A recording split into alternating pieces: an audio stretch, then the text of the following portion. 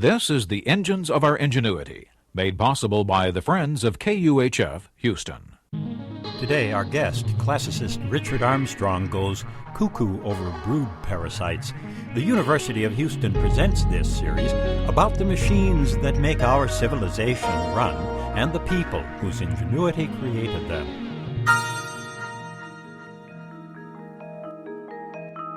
Few birds have inspired as much folklore as the common cuckoo. The cuckoo's distinctive cry has been the harbinger of spring for centuries in Western Europe. It arrives there in early spring after its yearly migration to East Africa. The adults leave Europe by July, so the bird's brief appearance is very noticeable.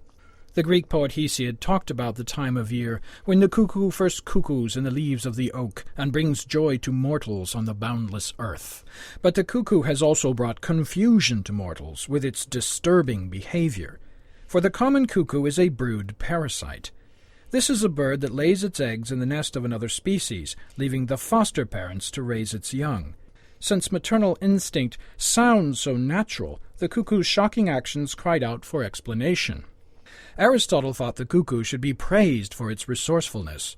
The cuckoo, he reasoned, is cold by nature. That means it's less fertile, and it's also cowardly.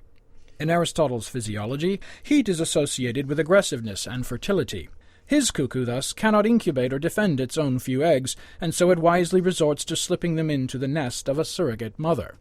The idea that the cuckoo thus adulterates the nest of another led to a connection between cuckoos and cuckoldry.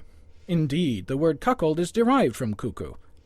A song in Shakespeare describes spring as the time when the cuckoo then on every tree mocks married men, for thus he sings, cuckoo. These associations even spawn the idea that the cuckoo chick is the hybrid offspring of the foster mother and the philandering male cuckoo. But in truth, the cuckoo hen is the sly one, for she parasitizes the same species that raised her. In a mere 10 seconds, she swoops down, lays an egg very similar to her host's, and flies off with one of the host's eggs in her bill. The fate of the foster mother's other nestlings lingered as a question.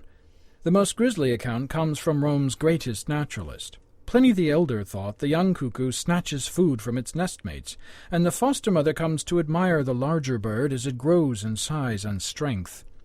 Eventually, Pliny claimed, the foster mother will let the cuckoo devour her own puny offspring, while she herself becomes the cuckoo's parting meal.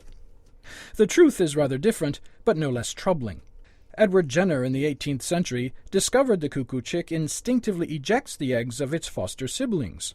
This seemed improbable to many, but has been confirmed by photographic evidence, in which we can plainly see the tiny hatchling wickedly hoisting an egg on its back and tossing it over the side. The chick then lives like a king as an only child, but all is not easy for the murderous brat.